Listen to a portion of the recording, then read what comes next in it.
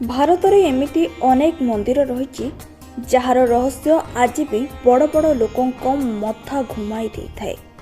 से भली एक अलौकिक मंदिर रही आंध्र प्रदेश कर्नूल जिले में, जहाँ को यगंती उमा महेश्वर मंदिर कहुए। यह मंदिर रे स्थापित पत्थरर नंदी मूर्ति को नहीं एक चमकाई देला भली दाबी करा जाए। कहुए जे एठारे थिबा नंदी बाबा मूर्तिर आकार प्रतिवर्ष धीरे धीरे बड़ होबारे लागिछि। स्थानीय लोकों कहवा अनुसार प्रति 20 वर्ष एही मूर्ति प्राय 1 इंच पर्यंत बढ़ी जाए। एही आश्चर्यजनक दृश्य को निज आखिरे देखिबा पई दूर दूरंतरु हजार हजार पर्यटक और श्रद्धालु एठाकु छुट्टी आसंती। जेतेबेले नंदी बाबा आकार बढ़िबा खबर चारिआडे निया भली व्यापी गला, सेतेबेले सरकार प्रत्नतत्व विभाग मध्य आश्चर्य हो जाइथिला।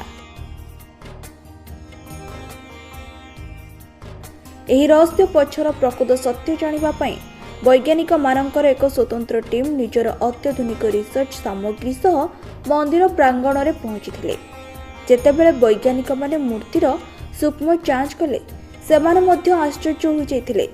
सेमाने मध्य स्वीकार करथिले जे मूर्तिर आकार प्रकृत रे बड़ हेउची, किंतु वैज्ञानिक मतरे यह कौन से जादूगरी चमत्कारी नुहे, बरं यह पछरे प्रकृतिर एक बहुत बड़ नियम काम करुछि। यह पछर असल वैज्ञानिक कारण बुझाई गवेषक माने कहिसंती जे एही नंदी मूर्तिटी जो स्वतंत्र पत्थर रे तयारी होईची तार प्रकृति ही किछि भिन्न। एही पत्थर भितरे किछि एभली उपादान रहिछि जहा विज्ञान भाषा रे सिलिका एवं अन्यान्य मिनरल्स केमिकल रिएक्शन बोली कहा जाए। हुए कौन जे जेतेबेले ऋतु परिवर्तन हुए किंबा वायुमंडल थिबा आर्द्रता बा जलकणा एही पत्थर स्पर्श रे आसे, सेतेबेले पत्थरटी धीरे धीरे फुलिबाकू लागिथाए।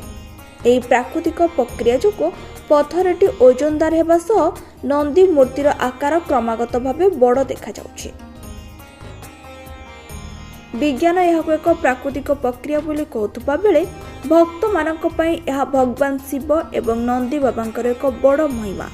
कारण जहाँ भी हेउ आज भी यह स्थान सेही मानक पई एक आकर्षणर केंद्रबिंदु, जो माने धार्मिक विश्वास सह प्रकृतिर एही अद्भुत रहस्य को पाखुरु देखिबाकू चाहते।